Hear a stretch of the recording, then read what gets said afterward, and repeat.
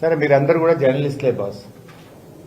మీకు ఒక వార్త తెలిసినప్పుడు వార్తను మీరు ఒక జర్నలిస్ట్గా ప్రసారం చేస్తారు. అవ నువ్వు ఆ వార్త ఎట్లా వేసినావు కేసు పెట్టి ఎట్లా పోయి ఇక వార్తలు రాయాలన్నా వద్దా? అంటే ఇవాళ ఎన్టీవీ భుజం మీద తుపాకు పెట్టి మొత్తం మీడియాను భయభ్రాంతులకు గురి చేస్తున్నాడు. అన్ని మీడియా ఛానళ్లను మీడియా హౌజులను తన కట్టడిలోకి తీసుకోవాలని రేవంత్ రెడ్డి ప్రభుత్వం ప్రయత్నం చేస్తుంది. ఇప్పుడు ఈ ప్రజాస్వామ్యంలో 4 స్తంభాలు ఉంటాయి. ఒకటి శాసనసభా వ్యవస్థ, ప్రజాస్వామ్య వ్యవస్థ. 2 న్యాయస్థానాలు. 3వది బ్యూరోక్రసీ అంటే కార్యనిర్వాహక వర్గాలు. 4వ స్తంభం మీడియా. ఈ 4 బాగుంటేనే ప్రజాస్వామ్యం అనేది పదిలంగా ఉంటుంది. కానీ 4వ స్తంభమైన ప్రజాస్వామ్య వ్యవస్థకు అత్యంత ముఖ్యమైనటువంటి మీడియాను ఈరోజు రేవంత్ రెడ్డి బ్లాక్మెయిల్ చేస్తూ ఉన్నాడు. రేవంత్ రెడ్డికి ఎందుకో మీడియా అంటే చాలా కోపం ఉంది. ఆ మధ్య ఒకసారి మాట్లాడుతూ ఏమన్నాడు, జర్నలిస్టులను చూస్తే వల్ల చెంపలని వలగొట్టబుద్ధి అవుతుంది అని ఓపెన్ గా పబ్లిక్ మీటింగ్ లో మాట్లాడారు. వల్ల చెంపలు వలగొట్టాలనిపించిందట ఆయనకు. ఆయన అంత కసి ఉన్నది మీడియా మీద. అది నేను చెప్తలేను, రేవంత్ రెడ్డి గారే పబ్లిక్ మీటింగ్ లో చెప్పిన మాట గుర్తు చేస్తున్నా. ఇవాళ ఆయన కడుపులో ఉన్న ఆక్రోశాన్ని ఇవాళ అక్రమంగా అర్ధరాత్రి పూట జర్నలిస్టులను అరెస్ట్ చేస్తూ వికృత ఆనందం పొందుతా ఉన్నాడు రేవంత్ రెడ్డి గారు. ఇవాళ మీడియా అనేది చాలా ముఖ్యం. మీడియా ప్రశ్నించడం మానేస్తే అధికారంలో ఉన్న వాళ్ళు బరి తెగిస్తారు, ప్రజలకు మోసపోతారు, ప్రజలకు గొంతుక లేకుండా పోతుంది. ఇది ప్రజాస్వామ్యానికి ఎంత మాత్రం మంచిది కాదు. ఇదే కాంగ్రెస్ ప్రభుత్వం, ఇదే రేవంత్ రెడ్డి గారు ఆ రోజు ఏమన్నారు, ప్రజాపాలన అంటే మేము ఒక 7వ గ్యారంటీ ఇస్తున్నాం, 7వ గ్యారంటీగా స్వేచ్ఛనిస్తున్నాం, 7వ గ్యారంటీగా ప్రశ్నించే హక్కును ప్రజలకు కల్పిస్తున్నాం అని ఆ రోజు గప్పాలు కొట్టారు.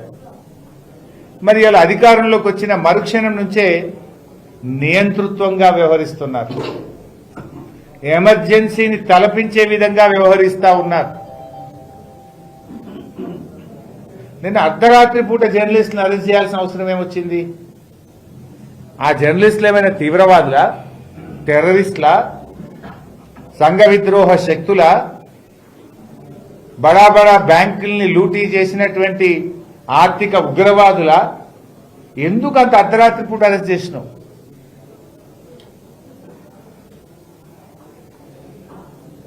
వాళ్ళు నోటీస్ ఇవ్వచ్చు, పిలవచ్చు కదా. ఇలా అందులో ఒక అరెస్ట్ చేసిన ఒక జర్నలిస్టు పరిపూర్ణానందచారి.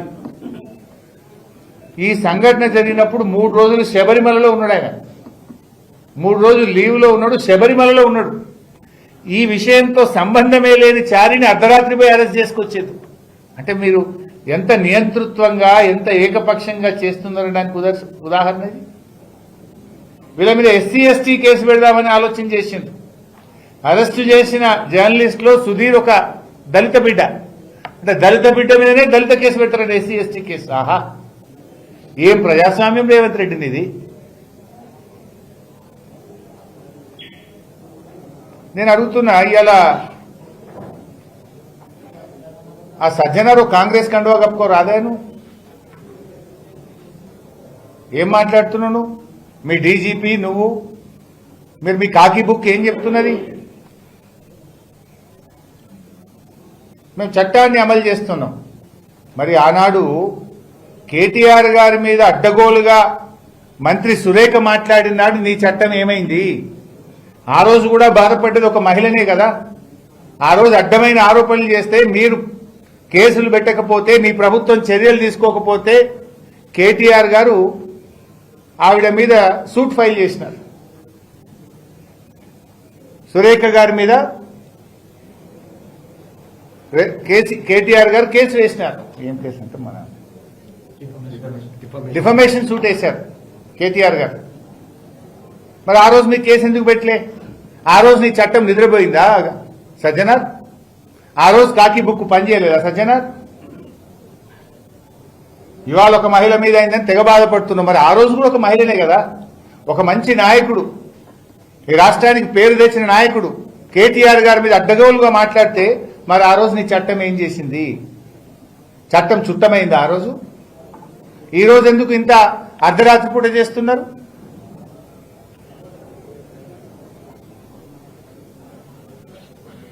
మరొక మంత్రి, ఆయన కుమారుడు, ఆయన కంపెనీ అర్ధరాత్రి పూట పోయి హైదరాబాద్ లో బౌన్సర్లను పెట్టి భూములు కబ్జా చేసిండ్రు. మరి ఆ రోజు నుంచి ఈ రోజు వరకు ఆ మంత్రి గారి కుమారుణ్ణి గాని, ఆ మంత్రి గారి కంపెనీ రాఘవ కన్స్ట్రక్షన్ లో ఒక్కరిని కూడా ఎందుకు అరెస్ట్ చేయలేదు? దాని మీద ఎందుకో సిట్ అయ్యారు? పట్టబగలు ఒక పేదవాడు, సామాన్య ప్రజల భూమిని కబ్జా చేస్తే, కోట్ల రూపాయల భూమిని హైదరాబాద్ నడిబొడ్డున కబ్జా చేస్తే ఆ రోజు చట్టం ఏం చేసింది? దాని మీద ఎందుకు సిట్ అయ్యారు? దాని మీద ఈ రోజు వరకు ఎందుకు అరెస్ట్ చేయరు? అర్ధరాత్రి పోయి పట్టుకురావచ్చు కదా మరి వాళ్ళు. కానీ అక్కడేం చేసిండ్రు?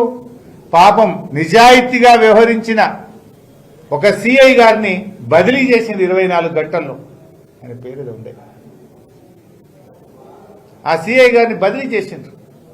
అక్కడనేమో చట్టం పనిచేస్తలేదు, సజ్జనార్కు డీజీపీకి చట్టం కనబడతలేదు. మంత్రి గారి కంపెనీ పోయి బౌన్సర్లను పెట్టి భూమిని కబ్జా చేస్తే చట్టం నిద్రపోతుంది ఆ రోజు. అక్కడ అర్ధరాత్రి అరెస్టులు ఉన్నాయి. పాపం నిజాయితీగా వివరించిన సిఐనేమో ట్రాన్స్ఫర్ చేస్తారు, ఆయనకు బహుమానం ఇస్తారు బదిలీ చేసి. ఇదా చట్టం మిస్టర్ సజ్జనార్? నేను అడుగుతున్నా డీజీపీని. ఇగో ఇది కాంగ్రెస్ పార్టీ ఏఐసిసి నాయకుడు, కాంగ్రెస్ పార్టీ ఏఐసిసి నాయకుడు సంపత్ కుమార్ గారు నేషనల్ హైవే 44లో కాంట్రాక్టర్ను కోట్ల రూపాయల డబ్బులు ఇవ్వమని బెదిరించిండు. మిషన్లు తగలబెట్టాలని బెదిరిస్తే ఆ కంపెనీ వాళ్ళు 9వ తేదీ పోలీస్ స్టేషన్లో కంప్లైంట్ ఇచ్చిండ్రు. మరి ఎందుకో ఎఫ్ఐఆర్ నమోదు కాదు? ఎందుకో అర్ధరాత్రి పోయి మీ కాంగ్రెస్ ఏఐసిసి నాయకుడు సంపత్ కుమార్ని అరెస్ట్ చేయకపోతే? మిస్టర్ సజ్జనార్, ఏం చేస్తుంది నీ చట్టం? మహేందర్ రెడ్డి గారు, ఏం చేస్తుంది మీ చట్టం? చట్టం అందరికీ ఒకే రీతిన ఉంటుందా? చట్టం కాంగ్రెస్ పార్టీ నాయకులకు చుట్టమైందా? ఈ కేసులో ఇది కంప్లైంట్ కాపీ. ఇది ఏ ఫోన్ నంబర్ నుంచి వచ్చింది, ఎన్ని గంటలకు వచ్చింది,